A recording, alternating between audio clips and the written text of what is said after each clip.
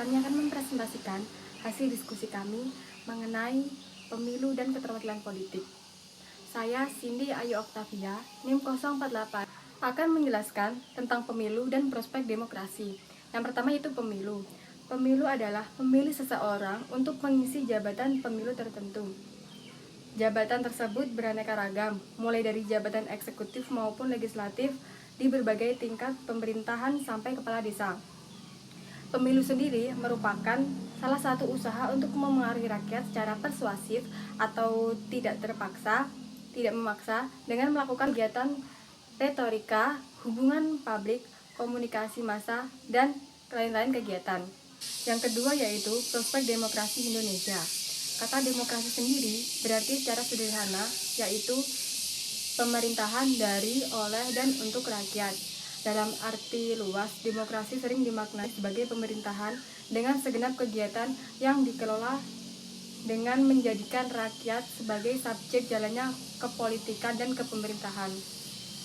Prospek demokrasi di Indonesia yang pertama yaitu adanya partisipasi politik yang luas dan otonom.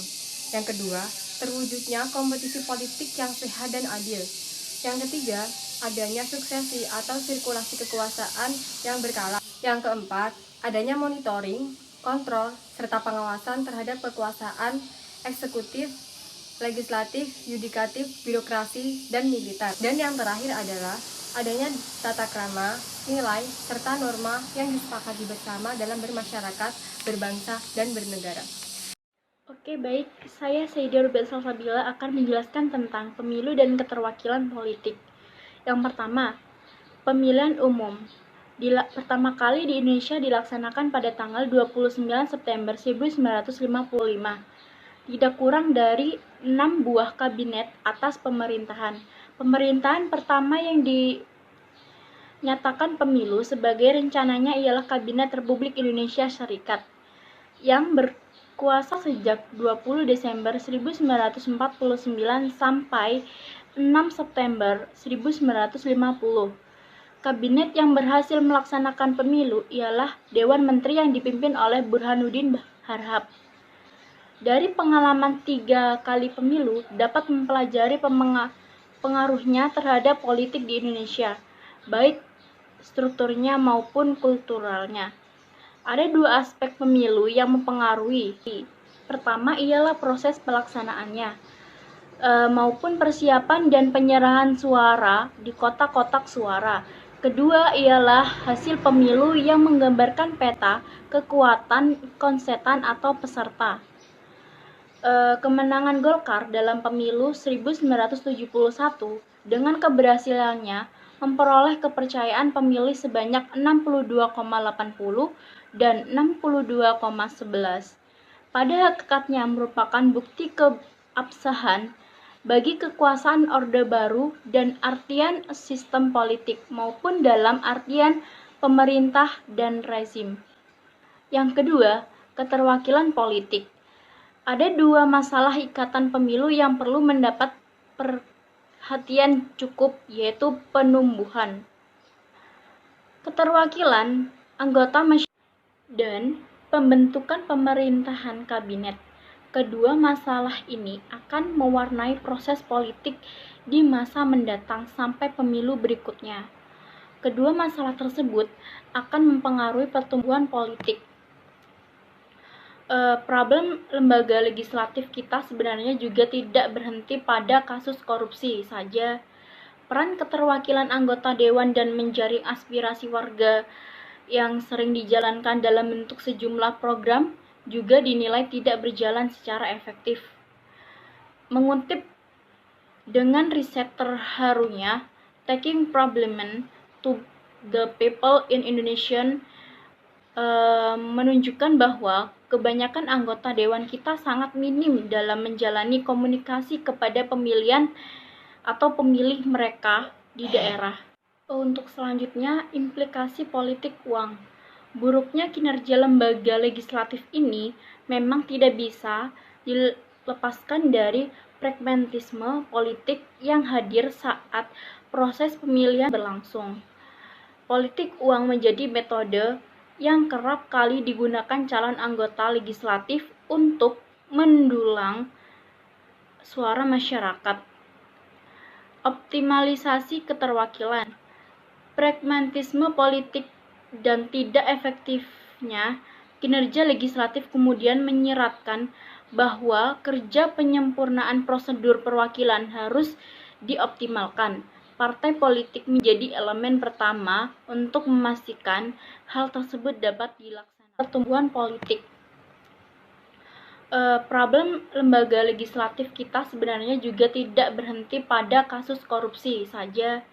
Peran keterwakilan anggota dewan dan menjaring aspirasi warga yang sering dijalankan dalam bentuk sejumlah program juga dinilai tidak berjalan secara efektif. Mengutip dengan riset terharunya Taking Problem to the People in Indonesia menunjukkan bahwa kebanyakan anggota dewan kita sangat minim dalam menjalani komunikasi kepada pemilihan atau pemilih mereka di daerah. Untuk selanjutnya, implikasi politik uang.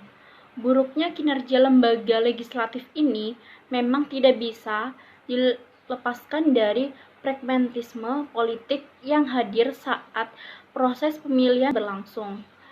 Politik uang menjadi metode yang kerap kali digunakan calon anggota legislatif untuk mendulang suara masyarakat.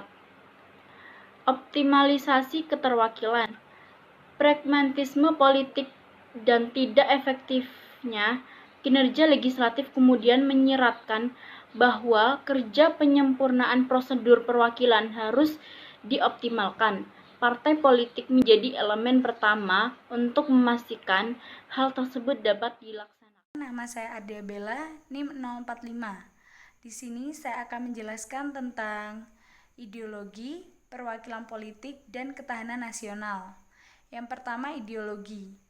Pada masa Orde Baru, ideologi dianggap sebagai salah satu penyebab ketidakadilan politik. Namun, secara merata, ideologi dianggap sebagai penyebab konflik sosial dan politik. Pada tahun 1983, Pancasila dianggap sebagai asas kekuatan sosial politik. Sistem ideologi di Indonesia ditandai oleh pertumbuhan di berbagai landasan dalam kehidupan masyarakat maupun negara. Ideologi ditentukan oleh karakter atau sifat dalam masyarakat dan dikenal dua teori, yaitu teori ketegangan dan teori kepentingan. Yang kedua, perwakilan politik. Perwakilan politik yaitu sejumlah orang yang berwenang untuk membuat keputusan atas nama seseorang, kelompok, atau seluruh anggota kelompok. Tiga hal ideal yang membangun demokrasi dalam kehidupan. Yang pertama, kemerdekaan, yang kedua persamaan, dan yang ketiga keadilan. Yang ketiga, ketahanan sosial. Ketahanan sosial yaitu kondisi dinamis dalam suatu bangsa yang meliputi berbagai aspek dalam kehidupan, yang berfungsi sebagai doktrin dasar nasional. Dan sifat ketahanan nasional yaitu yang pertama, mandiri, wibawa, dinamis, dan kerjasama. Assalamualaikum warahmatullahi wabarakatuh. Nama saya Bayu Oktavianto, NIM 033, akan melanjutkan subbab yang keempat, yaitu tentang Badan Perwakilan di Indonesia. Lembaga tinggi negara, yaitu institusi-institusi negara yang secara langsung diatur oleh UUD 1945. Sebelum amandemen UUD 1945 disebut lembaga tinggi negara dan hanya terdiri atas 1. DPR, 2. Presiden dan Wakil Presiden, 3. Mahkamah Agung, 4. Dewan Pertimbangan Agung, kelima, Badan Pemeriksaan Keuangan. Setelah amandemen UUD 1945 disebut lembaga negara dan terdiri atas yang pertama MPR, yang kedua DPR, yang ketiga DPD, yang keempat Presiden dan Wakil Presiden, yang kelima Mahkamah Agung, yang keenam Mahkamah Konstitusi, yang ketujuh Badan Pemeriksa Keuangan, lalu yang terakhir Komisi Yudisial.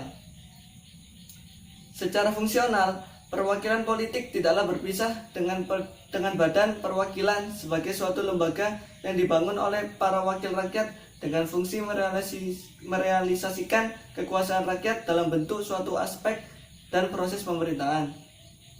Badan perwakilan sebagai suatu lembaga tentulah menghadapi tekanan dan tuntutan tersebut. Salah satu pihak yang berkepentingan adalah masyarakat atau rakyat sebagai pihak yang berkepentingan terhadap segala sesuatu yang berkenaan dengan badan perwakilan rakyat. Proses peranan dan fungsi badan tersebut juga ditentukan pula permasalahan yang berkaitan dengan struktur badan itu sendiri. Pembahasan tentang perwakilan politik pada mulanya merupakan bagian pembicaraan mengenai proses badan perwakilan, khususnya yang berkaitan dengan perannya mewakili rakyat.